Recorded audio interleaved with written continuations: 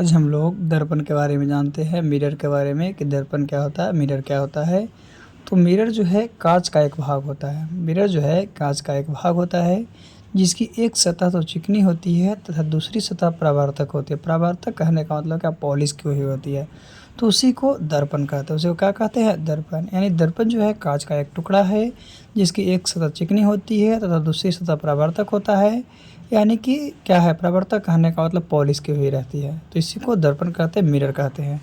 जो कि दो प्रकार के होते हैं। मिरर जो है दो प्रकार के है आपका। कौन कौन, तो एक समतल दर्पण है और एक गोलीय दर्पण है। एक समतल दर्पण है और एक गोलीय दर्पण।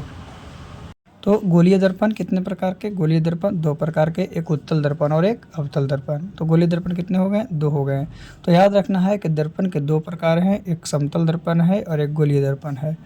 तो गोलीय दर्पण भी दो प्रकार के, एक उत्तल और एक अवतल। चलिए हम लोग थोड़ा सा इमेज के बारे में जानते हैं, प्रतिबिंब। तो किसी स्रोत से आ रही प्रकाश की किरणें, कोई स्रोत है उससे प्रकाश की किरणें आ रही है, तो चाहे तो अपवर्तन या प्रवर्तन के बाद, अपवर्तन या प्रवर्तन के बाद जिस बिंदु पर कटती है या कटती हुई प्रतीत होती है, कटेगा या कटते हुए प्रतीत होगा, उसी बिंदु को हम लोग क्या कहते हैं, प्रतिबिंब कहते हैं। किसी वस्तु का प्रतिबिंब। जो कि प्रतिबिंब जो है आपका दो प्रकार का होता है। प्रतिबिंब जो है, इमेज जो है दो प्रकार की। इमेज बना कैसे, तो प्रवर्तन या अपवर्तन से। किससे, प्रवर्तन या अपवर्तन से। तो ये दो प्रकार के हैं, जिसमें पहला है वास्तविक प्रतिबिंब जिसको रियल इमेज के नाम से जानते हैं, और दूसरा है काल्पनिक या आभासी प्रतिबिंब। तो काल्पनिक को ही हम लोग आभासी कहते हैं, जिसे वर्चुअल इमेज के नाम से जानते हैं।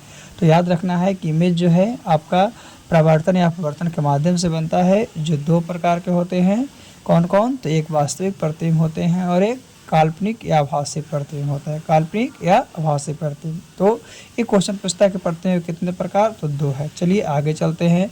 तो आगे वास्तविक प्रतिबिंब के बारे में, रियल इमेज के बारे में। तो प्रकाश किरण प्रवर्तन अपवर्तन का, जो प्रकाश की किरण है प्रवर्तन और अपवर्तन के बाद जिस बिंदु पर मिलती है, जो बिंदु पर मिल जाएगा तथा बनने वाला प्रतिबिंब को क्या कहेंगे, वास्तविक। मिलेगा और बनेगा, तो बनेगा तो आपका वास्तविक प्रतिबिंब होगा। और वास्तविक प्रतिबिंब को हमेशा उल्टा होता है, जिसे हम लोग पर्दे पर प्राप्त कर सकते हैं। वास्तविक प्रतिबिंब उल्टा होता है, जिसे पर्दों पर प्राप्त किया जा सकता है। फिर है काल्पनिक या आभासी प्रतिबिंब। तो प्रकाश किरण प्रवर्तन या अपवर्तन के बाद जिस बिंदु पर आती हुई प्रतीत होगा, यानी डायरेक्ट रूप से कटेगा नहीं, वहाँ पे केवल कटते ही प्रतीत होगा, तो उसी को हम लोग क्या कहेंगे, आभासी प्रतिबिंब, जैसा कि फिगर के माध्यम से दिखाया गया है। तो आगे आभासी प्रतिबिंब जो होता है हमेशा सीधा होता है। आभासी प्रतिबिंब जो होता है हमेशा सीधा होता है, और आभासी प्रतिबिंब को हम लोग पर्दे पर प्राप्त नहीं कर सकते हैं। यानी काल्पनिक जो वास्तविक प्रतिबिंब था उसको पर्दे पर प्राप्त कर सकते थे, लेकिन काल्पनिक प्रतिबिंब को, आभासी प्रतिबिंब को पर्दे पर प्राप्त नहीं किया जा सकता है ना। चलिए आगे हम लोग चलते हैं। सबसे पहले अब दर्पण में समतल दर्पण की बात करते हैं। तो किसी परावर्तक सतह यानी समतल होता है। अगर कोई दर्पण है उसका परावर्तक सतह समतल है, उसी को समतल दर्पण कहते हैं। और इस दर्पण की दूसरी सतह पर चांदी या पारे का लेप चढ़ाया जाता है। जो समतल दर्पण होते हैं उसके दूसरी सतह पर चांदी या पारे का लेप चढ़ाया जाता है। तो समतल दर्पण में बने प्रतिबिंब के गुणधर्म क्या है, समतल दर्पण में जो प्रतिबिंब बनता है उसका गुणधर्म क्या है। तो समतल दर्पण द्वारा प्राप्त प्रतिबिंब सदैव जो होता है आभासी और सीधा होता है। क्या होता है, समतल दर्पण द्वारा बना प्रतिबिंब जो है सदैव आभासी और सीधा होता है। दूसरा, समतल दर्पण द्वारा बने प्रतिबिंब है उसका आकार जो होगा मूल वस्तु के आकार के बराबर होगा। जितना बड़ा वस्तु होगा उतना ही बड़ा उसका दर्पण बनेगा। अगर कोई व्यक्ति समतल दर्पण से की ओर भी वेग से गतिमान है तो उसका दर्पण में जो होगा दुगना यानी 2 भी वेग से गति करता हुआ प्रतीत होगा। अगर इसमें भी वेग से गतिमान है तो उसमें 2 भी वेग से गति करता हुआ प्रतीत होगा। ये सब समतल दर्पण की विशेषताएं हैं, गुणधर्म हैं। चलिए आगे जानते हैं इसकी विशेषता के बारे में। तो आगे है कि समतल दर्पण में किसी वस्तु का पूरा प्रतिबिंब देखने के लिए, कोई वस्तु का पूरा अगर इमेज देखना है तो उसके लिए हम लोग उस वस्तु की आधी ऊंचाई पर दर्पण का प्रयोग करेंगे, उपयोग में लाना पड़ता है। यानी कि समतल दर्पण में किसी वस्तु का पूरा प्रतिबिंब देखने के लिए उस वस्तु की आधी ऊंचाई का दर्पण प्रयोग में लाना पड़ता है। तो समतल दर्पण के सामने रखी हुई वस्तु जो है प्रतिबिंब में वस्तु का बायां भाग, अगर वस्तु का बायां भाग दिखता है और क्या है, दायां भाग बाईं ओर और बायां भाग कहाँ दिखता है, दाईं ओर दिखता है, तो इस प्रकार से दिखता है। इसी को हम लोग पार्श्व परिवर्तन कहते हैं, लेटरल इन्वर्स इमेज कहते हैं। जैसे कि एम्बुलेंस लिखा रहता है तो एम्बुलेंस में क्या बाहर से देखिएगा तो साफ, लेकिन अंदर से रहता है आपका क्या रहता है, उल्टा रहता है। तो इस तरह से ये आपका पार्श्व परिवर्तन होता है, जिसमें दाहिना बायां दिखेगा और बायां दाहिना दिखेगा। ये जो है आपका समतल दर्पण की विशेषता है। समतल दर्पण द्वारा बने प्रतिबिंब के गुणधर्म है। किसके द्वारा, समतल दर्पण के द्वारा बने क्या है, गुणधर्म है। चलिए हम लोग आगे चलते हैं समतल दर्पण के प्रतिबिंब के बारे में। आगे समतल दर्पण का उपयोग के बारे में जानते हैं। तो सामान्यतः इसका प्रयोग दैनिक जीवन में दर्पण के रूप में किया जाता है, दैनिक जीवन में जो है दर्पण के रूप में करते हैं। और समतल दर्पण का उपयोग बहुदर्शी या परिदर्शी में किया जाता है। समतल दर्पण जो है उसका उपयोग बहुदर्शी या परिदर्शी में किया जाता है। तो बहुदर्शी में दो अथवा दो से अधिक समतल दर्पण एक दूसरे से एक निश्चित कोण पर झुके होते हैं। जो आपका बहुदर्शी होता है, बहुदर्शी में दो या दो से अधिक समतल दर्पण जो होते हैं एक दूसरे से निश्चित कोण पर झुके रहते हैं, ताकि वो एक साथ एक से अधिक वस्तुओं का प्रतिबिंब दिखा सके। इसलिए क्योंकि वो एक बार में एक से अधिक वस्तुओं का प्रतिबिंब दिखा सके। और परिदर्शी का उपयोग दृष्टि रेखा के भिन्न स्तर पर दिशा में स्थित वस्तुओं को देखने के लिए किया जाता है। और ये सामान्यतः पनडुब्बियों में प्रयोग किए जाते हैं। किसमें? ये जो है उपयोग सामान्यतः पनडुब्बियों में, यानी परिदर्शी का उपयोग दृष्टि रेखा से विभिन्न स्तर तथा दिशा में स्थित वस्तुओं को देखने के लिए किया जाता है। और ये सामान्यतः पनडुब्बियों में प्रयोग किए जाते हैं। तो यह समतल दर्पण के बारे में जान चुके हैं। अब गोलीय दर्पण की बात करते हैं। तो गोलीय दर्पण ऐसा दर्पण जिसका प्रवर्तक सतह एक खोखले गोले का भाग होता है, यानी वैसा दर्पण जिसका प्रवर्तक सतह जो होगा एक खोखले गोले का भाग होगा अथवा गोलाकार सतह से निर्मित किया गया होगा, गोलाकार से बना हुआ होगा, उसी को गोलीय दर्पण कहते हैं। उसी को क्या कहते हैं? गोलीय दर्पण। पहले ही बताएं कि गोलीय दर्पण दो प्रकार के हैं, दो प्रकार का होता है गोलीय दर्पण। कौन कौन? एक उत्तल और एक अवतल। जैसा कि फिगर में दिखाया गया है, लेफ्ट में जो है आपका उत्तल का दिखाया गया है और आपका क्या है लेफ्ट में जो रंजित क्या है खाली है, आपका प्रवर्तक सतह उत्तल का है। और अवतल जो है उसका प्रवर्तक सतह क्या है आपका जो है। तो इस तरह से उत्तल और अवतल का आपको फिगर दिखाया गया है, कौन सा फिगर किसका है ना। फिर स्फेरिकल मिरर जिसमें क्या है उत्तल और अवतल दोनों को अलग अलग कर दिया गया है। देखिएगा एक को अलग है और एक को अलग, तो एक उत्तल है आपका, एक अवतल है। तो याद रखना है कि गोलीय दर्पण जो होते हैं आपको दो प्रकार के होते हैं, है ना।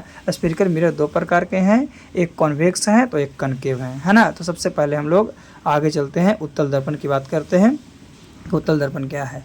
तो सबसे पहले उत्तल दर्पण वह गोलीय दर्पण जिसकी बाहरी सतह उभरी होती है, बाहर की सतह, जैसे फिगर में दिखाया गया है कि बाहरी सतह उभरी हुई है, उसी को उत्तल कहते हैं। क्या कहते हैं? उसी को उत्तल कहते हैं। और आंतरिक सतह यानी अंदर की सतह क्या रहती है? रंगी हुई रहती है, लेपित की रहती है, पॉलिश की हुई रहती है। यह दर्पण अनंत से आने वाली किरणों को, बहुत दूर से जो आता है किरण, उसको क्या करता है कि किरणों को फैलाता है। और फैलाने के कारण इसको हम लोग अपसारी दर्पण के नाम से जानते हैं। फैलाने का इसको क्या? अपसारी दर्पण, यानी उत्तल दर्पण को हम लोग अपसारी दर्पण कहते हैं। क्यों? क्योंकि इसमें किरण जो है अनंत से आने के बाद फैलती है ना। तो इसी को उत्तल दर्पण कहते हैं। क्या है? कन्वेक्स मिरर कहते हैं, अपसारी दर्पण यानी कि डाइवर्टिंग मिरर भी कहते हैं। तो इसका उपयोग क्या क्या है उत्तल दर्पण का उपयोग? तो सबसे पहले लाइट बिहेवियर। लाइट बिहेवियर कहने का मतलब प्रकाश को बिखेरता है। क्या करता है? प्रकाश को बिखेरता है। दूसरा है इमेज बिहेवियर। इमेज बिहेवियर कहने का मतलब क्या है? ये बड़े से छोटे को, कितना बड़ा भी चीज़ रहेगा तो ये क्या करेगा? छोटा करके दिखाएगा। तो ये उत्तल दर्पण का उपयोग है। क्या उत्तल दर्पण का उपयोग है? चलिए और भी हम लोग इस दर्पण के उपयोग के बारे में जानते हैं। तो और है उत्तल दर्पण का उपयोग कि स्कूटर हो गया, मोटर कार हो गया, बस हो गया आदि के पीछे के वाहन, आदि के जो पीछे के वाहन होता है, पीछे वाला जो गाड़ी होता है, उसको देखने के लिए इसको हम लोग साइड मिरर या रियर व्यू मिरर के रूप में उपयोग करते हैं। रियर व्यू मिरर के रूप में इसका उपयोग करते हैं। किसका? उत्तल दर्पण का। फिर है स्ट्रीट लैंप में भी इसका उपयोग किया जाता है। किसमें? स्ट्रीट जो लैंप है, स्ट्रीट लैंप में भी इसका उपयोग किया जाता है।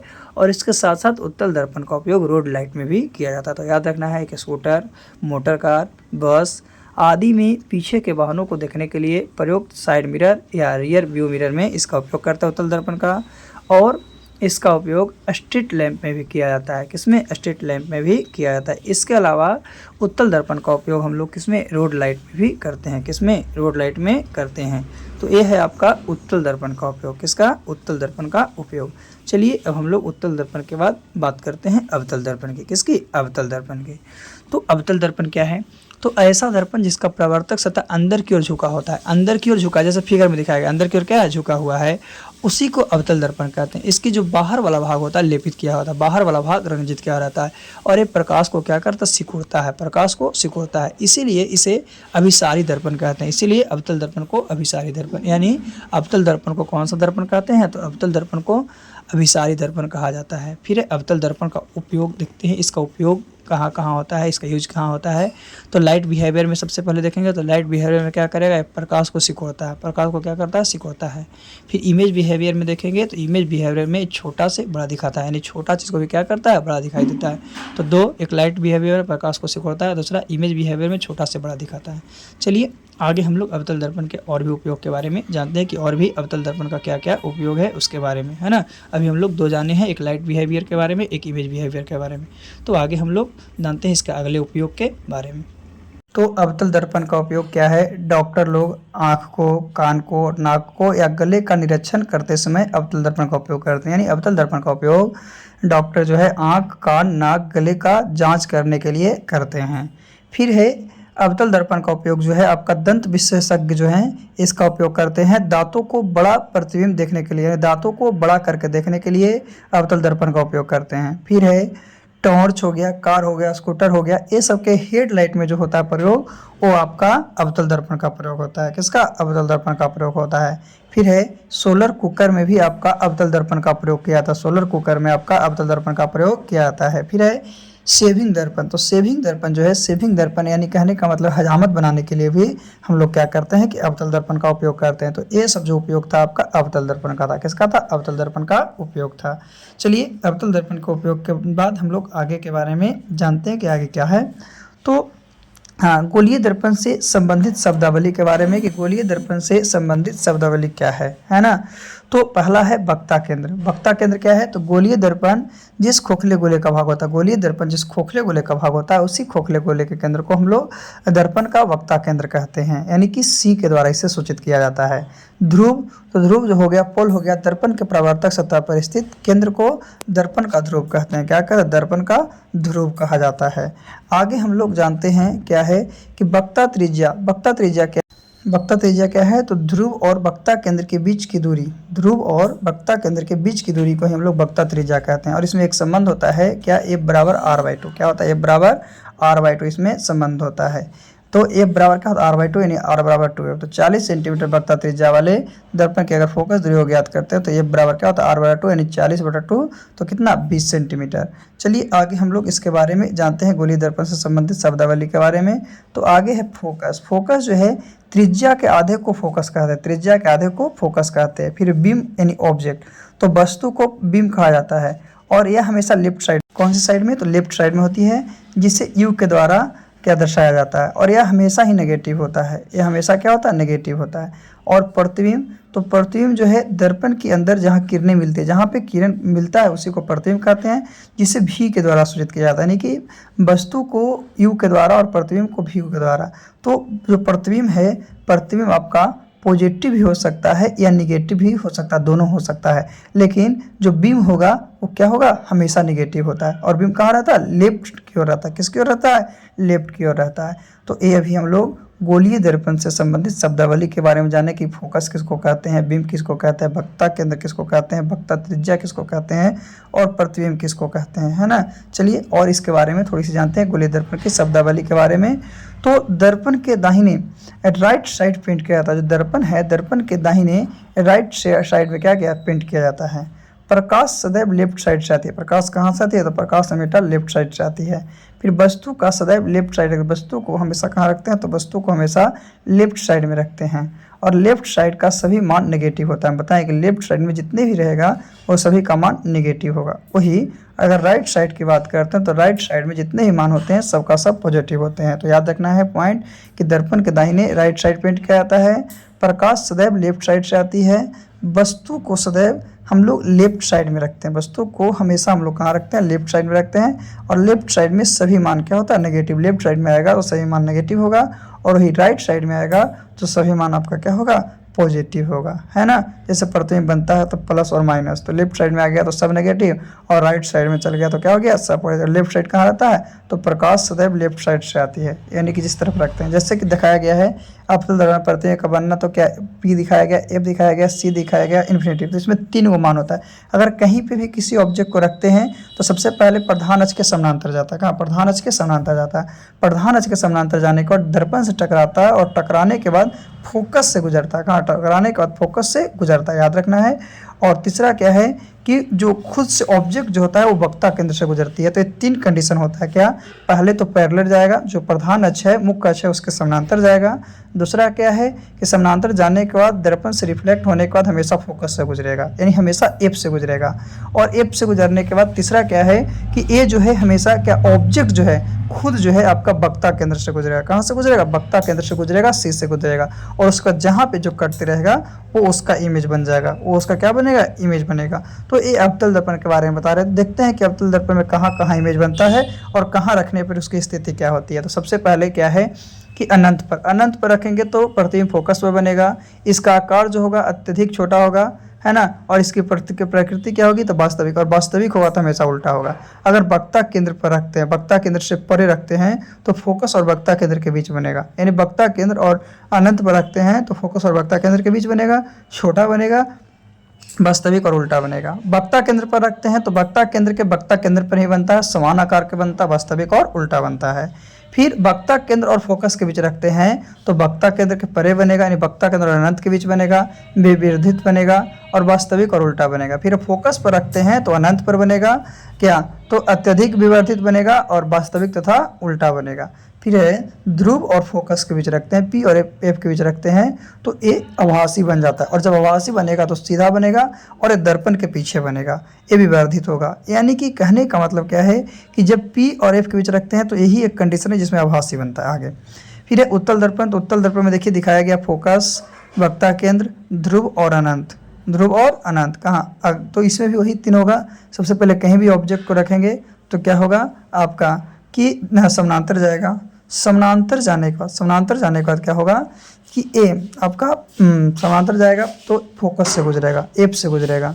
और फोकस से गुजरने के बाद क्या होगा कि जो ऑब्जेक्ट होगा, जो वस्तु होगी, वो आपका वक्ता केंद्र से गुजरेगा, सी से गुजरेगा। उसके बाद देखेंगे कि जहाँ पे कट रहा है वो उसका क्या बनाएगा? इमेज बना लेगा, वो उसका प्रतिबिंब बना लेगा। तो देखते हैं कि उत्तल दर्पण जो है, उत्तल दर्पण में कहाँ कहाँ प्रतिबिंब बनता है, कौन कौन सी स्थिति में उत्तल दर्पण में प्रतिबिंब बनता है और उत्तल दर्पण में बना प्रतिबिंब कैसा होता है। जैसे कि अवतल में देखें तो अवतल में वास्तविक और काल्पनिक दोनों बना था, लेकिन उत्तल दर्पण में वैसी बात नहीं। उत्तल दर्पण जो है उसमें बना प्रतिबिंब कैसा होता है उसके बारे में हम लोग जानते हैं, कहाँ कहाँ रखेंगे और कहाँ कहाँ बनेगा। तो इसमें मात्र 2 कंडीशन में बनता है। देखिए बताते हैं कहाँ कहाँ। तो सबसे पहला है अनंत पर। अनंत पर अगर उत्तल दर्पण में रखते हैं तो इसकी स्थिति जो है दर्पण के पीछे फोकस पर बनेगा। कहाँ बनेगा? दर्पण पर स्थित फोकस पर बनेगा। और इसका आकार क्या होगा? तो बहुत कम हो जाएगा, यानी बहुत छोटा हो जाएगा। क्या हो जाएगा? बहुत छोटा हो जाएगा। इसकी प्रकृति क्या होगी? तो आभासी और सीधा बनेगा। क्या? आभासी और सीधा बनेगा। और दूसरा अनंत और ध्रुव के बीच रखेंगे। कहाँ? अनंत और ध्रुव के बीच रखेंगे तो पी और एफ के बीच बनेगा, यानी पी और एफ के बीच बनेगा दर्पण के पीछे। कहाँ? दर्पण के पीछे। और ये भी अपने आकार से छोटा होगा और आभासी और सीधा बनाएगा। तो कहने का मतलब है कि उत्तल दर्पण में जो बना प्रतिबिंब होता है वो हमेशा आभासी होता है, आभासी के साथ साथ सीधा होता है। लेकिन अवतल दर्पण में आपका आभासी भी होता है और क्या होता है आपका, तो आभासी के साथ साथ वास्तविक होता है। तो बताएं कि आभासी रहेगा तो हमेशा सीधा होगा और वास्तविक रहेगा तो हमेशा उल्टा बनेगा, है ना। तो केवल उत्तल दर्पण के द्वारा ही प्रतिबिंब जो बनता है आभासी बनता है। क्या बनता है? आभासी बनता है। चलिए इसके आगे हम लोग देखते हैं थोड़ा सा। तो आगे क्या है कि वस्तु दूरी u, वस्तु दूरी को u उत्तल और अवतल दोनों में माइनस होता है। अगर वस्तु दूरी देखते हैं तो उत्तल और अवतल दोनों में माइनस होता है, लेकिन फोकस दूरी अवतल में क्या होता है? माइनस होता है और उत्तल में प्लस होता है। जैसा कि फिगर में दिखाया है, नेगेटिव नेगेटिव देखिएगा, एक उत्तल दर्पण है, एक अवतल दर्पण है, एक का नेगेटिव एक का पॉजिटिव। तो जैसे लेफ्ट और राइट में देख रहे हैं तो एक तरफ नेगेटिव है, एक तरफ पॉजिटिव है, एक तरफ क्या है? नेगेटिव है, एक तरफ पॉजिटिव। तो इसी से देखा जाता है कि वस्तु दूरी जो होती है आपका किसमें? उत्तल दर्पण और अवतल दर्पण दोनों में अगर u है तो अब माइनस में होगा। अगर प्लस में भी दिया हुआ, जैसे u बराबर +20 भी दिया हुआ है तो उससे हम लोग माइनस लेकर ही बनाएंगे। वही फोकस दूरी की बात करते हैं तो फोकस दूरी अवतल में तो माइनस होता है लेकिन उत्तल में क्या होता है? प्लस होता है। अवतल में हमेशा माइनस होता है लेकिन उत्तल में क्या होता है? हमेशा प्लस होता है। तो याद रखना है चिन्ह परिपाटी के अनुसार। किसके अनुसार? चिन्ह परिपाटी के अनुसार ये हम लोग देखते हैं लेफ्ट और राइट को। किसको? लेफ्ट और राइट को। चलिए इसके बाद हम लोग आगे देखते हैं दर्पण में कि और दर्पण के बारे में हम लोग को क्या जानना है। तो आगे है दर्पण में दर्पण फार्मूला, है ना, दर्पण सूत्र। वो होता है 1/v + 1/u बराबर 1/f। दर्पण सूत्र क्या होता है? 1/v + 1/u बराबर 1/f, जहाँ f जो है फोकस दूरी है, v जो है प्रतिबिंब है और u जो है वस्तु की दूरी है। तो सभी परिस्थिति में u जो होगा नेगेटिव ही रहेगा, क्योंकि वस्तु बाईं ओर रहती है। वस्तु कहाँ रहती है? बाईं ओर रहती है। कोई कंडीशन देखेंगे जैसे दोनों फिगर में दिखाया गया, यू को देख रहे हैं तो यू क्या है आपका नेगेटिव होगा। फिर बात करते हैं उत्तल दर्पण के लिए फोकस। उत्तल दर्पण जो है फिगर के माध्यम से, तो उसके लिए फोकस जो होगा धनात्मक होगा, प्लस में होगा। और अवतल दर्पण के लिए फोकस क्या होगा, ऋणात्मक। पहले इसके पहले मतलब कि 2-3 मिनट पहले बताया गया है। फिर प्रतिबिंब बनने के बाद, जब प्रतिबिंब बनने के बाद हम लोगों को भी का मान पता चलता है कि वस्तु दूरी जो है वस्तु दूरी से कितनी दूरी पर प्रतिबिंब दूरी बनी है, और प्रतिबिंब दूरी को ही हम लोग किसके द्वारा, भी के द्वारा पता करते हैं। तो प्रतिबिंब बनने के बाद ही भी का मान पता चलता है कि कितना है कि नहीं है। ऐसे दर्पण सूत्र क्या है, 1/v + 1/u = 1/f। चलिए थोड़ी सी आवर्धन के बारे में जानते हैं। आवर्धन क्या है, तो कोई दर्पण या लेंस है किसी वस्तु को कितना बड़ा या छोटा बना सकता है, इसी की क्षमता को आवर्धन कहते हैं। या प्रतिबिंब की ऊंचाई और वस्तु की ऊंचाई के अनुपात को भी आवर्धन कहते हैं। लेंस में जब आवर्धन को देखते हैं तो v/u होता है, लेकिन वही दर्पण में देखते हैं तो -v/u होता है। वही आपका प्रतिबिंब की ऊंचाई और वस्तु की ऊंचाई। तो इसमें जो m माइनस में है तो प्रतिबिंब उल्टा और वास्तविक बन रहा है। अगर m का मान माइनस में है तो प्रतिबिंब उल्टा और वास्तविक बनेगा, अगर प्लस में है तो सीधा और आभासी बनेगा। अगर m का मान 1 है तो प्रतिबिंब वस्तु के आकार के बनेगा। अगर 1 से क्या है छोटा है तो वस्तु छोटा बनेगा, है ना। और 1 से बड़ा है m का मान तो वस्तु से बड़ा बनेगा। तो यह है आवर्धन। तो आज का टॉपिक था आपका दर्पण के बारे में हम लोग जितने टॉपिक था सीख लिए। और एक अच्छा 10th में फर्स्ट लेसन में आपको पढ़ाया जाता है कि क्या है और क्या नहीं है। तो आज के लिए इतना ही काफ़ी है। फिर से हम लोग अगले वीडियो लेंस के साथ मिलते हैं। किसके साथ, लेंस के साथ मिलते हैं।